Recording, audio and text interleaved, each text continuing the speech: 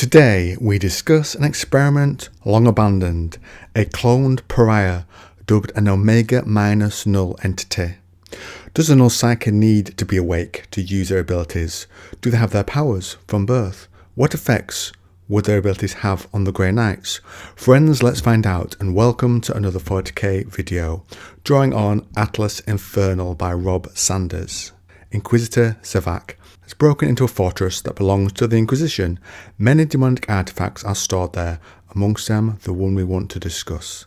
This fortress is dubbed Nemesis Tessera, built at the command of the Lord of Humanity during the time of the Despoiler's first Black Crusade. Perhaps an order given after his death, obviously, by the Emperor, but I guess that timeline doesn't match up otherwise.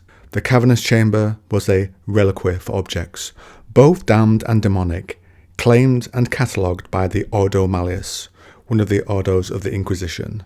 Some were behind Geller fields. The prior was in a bell jar stasis casket. The casket looked like a dark lantern, an enclosed lamp with a single opening that could be opened or closed to reveal the light inside.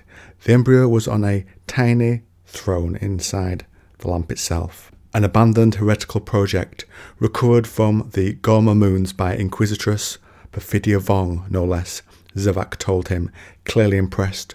Clone embryos, gene sequence from Black Soul Null stock. The Omega-1 level was high on the power scale, right at the top in fact. The path of the negative psionic beam's influence bounced haphazardly about the reliquary chamber, shattering cursed items and psychically charged materials. These small nullifications and detonations were dwarfed by an explosion beyond. A portion of the ancient Wraithbone warp gate shattered as it turned from a dilapidated structure to a supernova of rocketing dust. Throughout the story, its effects are shown on many different groups. In this first quote, the Inquisitor faces Grey Knights. Light blazed through the phallic Slaneshi obelisk as the Terminator cut the column in half with his nemesis Force Halberd. The stone tumbled and crashed between Zevak and Clute, forcing both Inquisitors back. The Grey Knight laid a colossal gauntlet on Zevak's gaudy, patterned shoulder, and the High Inquisitor turned to find himself looking into the twin barrels of the Space Marine's Stormbolter. Zevak swung the stasis casket around to meet his captor, holding it up at the Grey Knight's Terminator helmet, and allowing the full unstoppable force of unbound psychic negativity to bathe the Adeptus Astartes warrior. The thick ceramite and adamantium of the Grey Knight's tactical dreadnought armour had shielded the Space Marine for centuries from a myriad of devastating weapons and Xenos foes, but could do nothing to protect the psychic battle brother within from the null field of the delicate prior embryo. There was a momentary scream, unmanly and immediate. The blade of the warrior's nemesis Force Halberd shattered like a glass tormented by the highest of sung notes. The Psi-Matrix interwoven metal fragmenting explosively in all directions.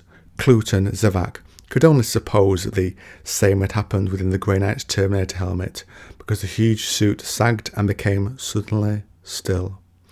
And later, what are the limits of this lantern Clute uses? In this exit, it's used on a warp seer.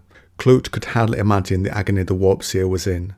The Inquisitor had seen the close-range effects of Zevak's Omega- experiment directly on the powerful Grey Knights.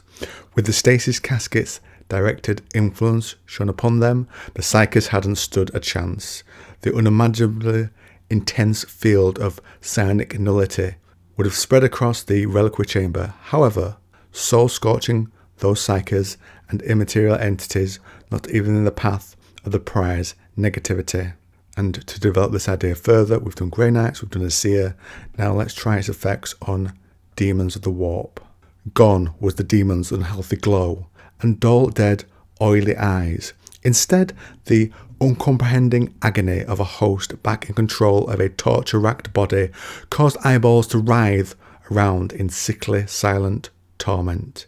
The Inquisitor assumed that the trauma of the prior's presence had driven the entity to some dark corner of the host's soul to recover, but for all Clute knew, the beast could have been banished back to the warp.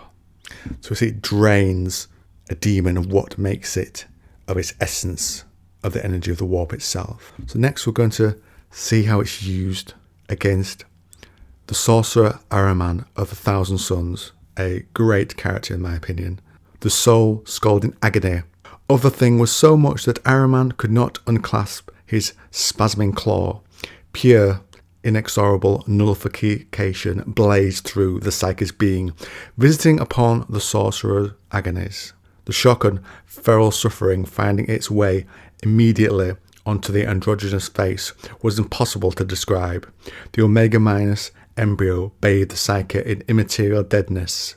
Korban Zarchos held on for as long as he could, the sorcerer's ears, eyes and nose streaming gore. Before long a thick fountain of blood and brain erupted from his mouth, as though he had been shot through the back of the head. As the bodily fluids rained back down, the Thousand Suns sorcerer collapsed in a heap of lifeless ceramite, leaving the body he had possessed.